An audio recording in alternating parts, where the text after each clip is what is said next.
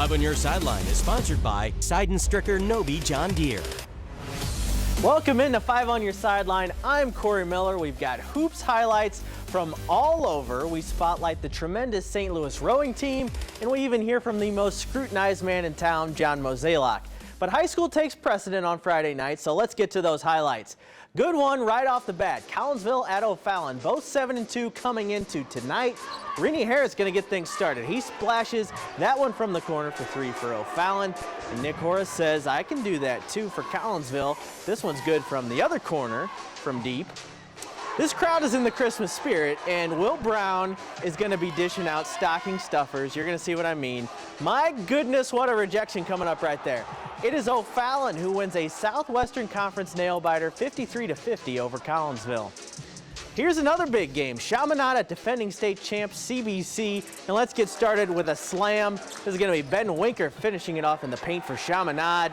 And then watch this, cool highlight. CBC on the fast break.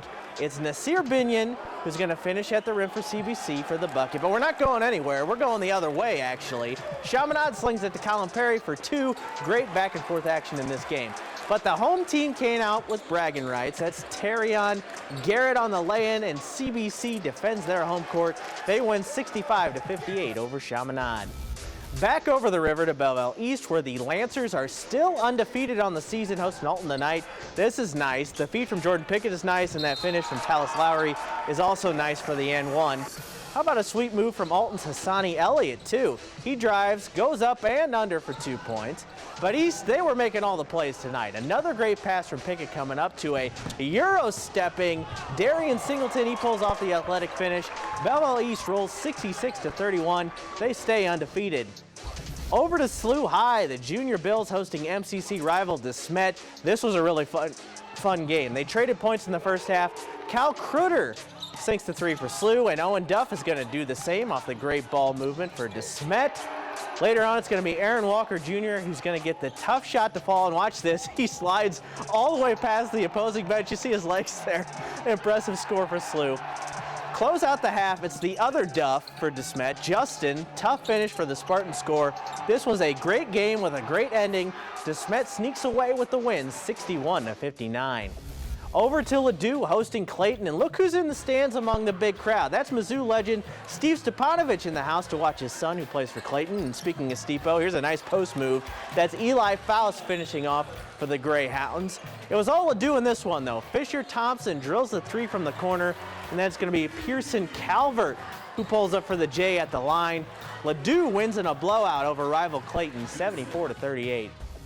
Here's a pair of games from last night. They're so good, we're going to show them again. Duchesne facing Fort Zumwalt West at Lindenwood, and this was a classic. Here's the first overtime. West Kyle Harris with the crossover and floater for the bucket. And back comes Duchesne, though. Ethan Kissel hits the backdoor pass to Cam Lee, who finishes that one off. And Duchesne wins a thriller in triple overtime last night, 88-86.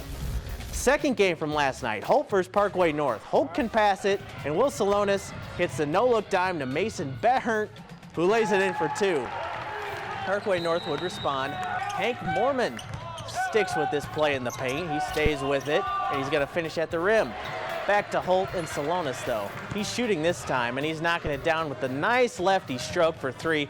Holt wins 73-44 Thursday night. It's no bold statement to call Incarnate Word basketball one of the best programs of any sport in our town. But nowadays, you can call them one of the best programs in the entire country. Photojournalist Randy Schwenker has the story of the dominant Red Knights. This season could be a picture-perfect dream for head coach Dan Rothfuss. Yeah, we've had a pretty good run over the past couple of years, so it's been fun.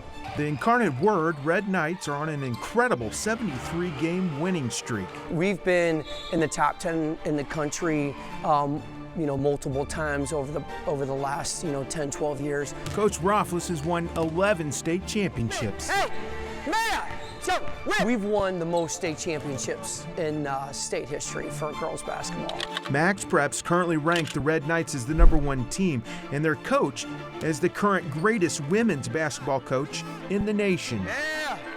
There is no secret to their success. If you're not ready to get after it every day in practice, you're going to have a hard time getting legit court time. Practice every single day, except Sundays most of the time. You're going the wrong way. Coach's passion and toughness comes through in his coaching style. Better pass, guys, better pass. He keeps the pressure on us. We prepare for every game the same way, no matter the competition. So give me one person in the corner there. When practices are as competitive as they are, that just takes us to a whole nother level. There's a payoff to the valuable lessons learned on the court. You know, not only do we have to work hard, we pride ourselves on getting our kids ready to play at the next level. Winning a traveling tournament this past weekend in Hawaii puts the girls at 5-0, a great start to their regular season. So by the time we hit the playoffs, you know, we've taken just about what everybody's got to give us. Our next story takes us about as far away from the basketball court as you can get. We're out on the lake where it may be the middle of December, but the St. Louis Rowing Club is still right at home on the water. About 20 years ago, the St. Louis Rowing Club had around 30 high school athletes. Now they're 150 strong, and this isn't just a hobby. The St. Louis Rowing Club continually competes at the highest levels of high school rowing in the nation, and routinely gets kids recruited and signed by schools from Princeton and Harvard to Ohio State and UNC. These athletes are without a doubt some of the most talented in the area. It's a cardio sport. There's some strength mixed in too, but it's mainly cardio.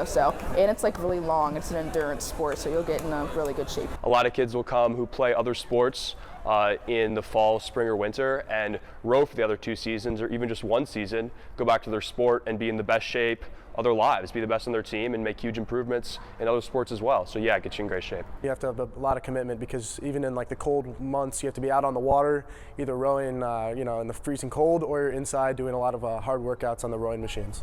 I think it's like once you kind of get the understanding of it, it's pretty easy to get from there. But yeah, a lot of people don't understand what it is or even know that we have a club here. If they work hard and become really good at rowing, there are a lot of opportunities beyond high school. So a lot of college opportunities, so there are a lot of scholarship opportunities as well as opportunities to get into some of the really elite academic schools.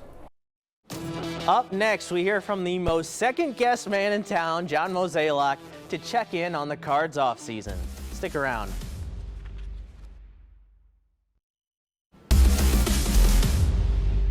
John Mozeliak and the Cardinals have secured the big Christmas gift for fans with Wilson Contreras, but how will the rest of the offseason play out?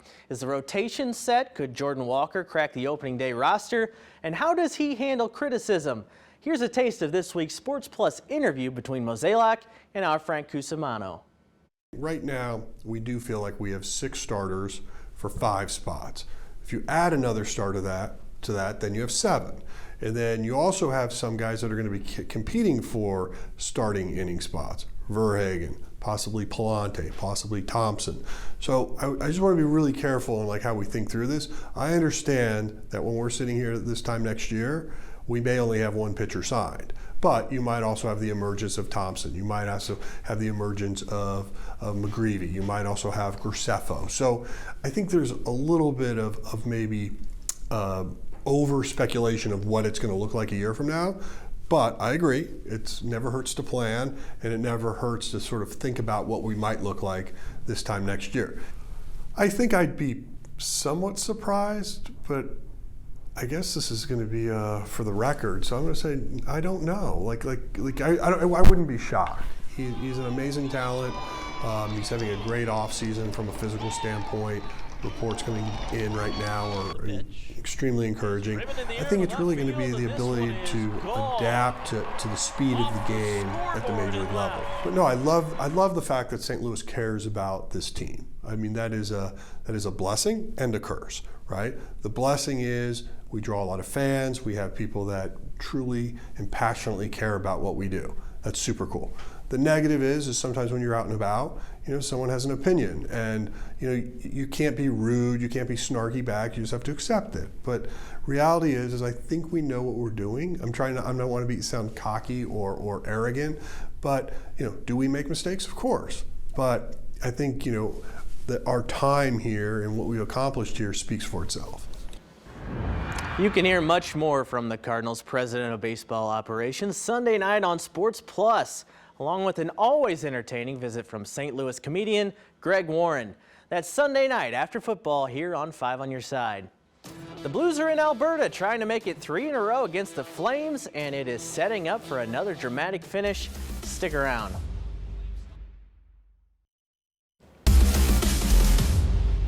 Get ready to hold that caffeine tight, Blues fans. This road trip is going to see some late nights. Last night was definitely a game worth staying up for, so how about tonight in Calgary? To Alberta we go, and no, you didn't miss the first Blues goal. There were technical difficulties on the broadcast, literally right as Ivan Barbashev scored. That's what it looked like. Here's another look at it, though. Nice goal from Barbashev. Jordan Kyrou would give the Blues a 2-1 lead with this snazzy power play goal in the second. Right now, the Blues are pouring it on. It's 5-2 in the third period. And that will do it for 5 on Your Sideline tonight. I am Corey Miller. Have a great night, St. Louis.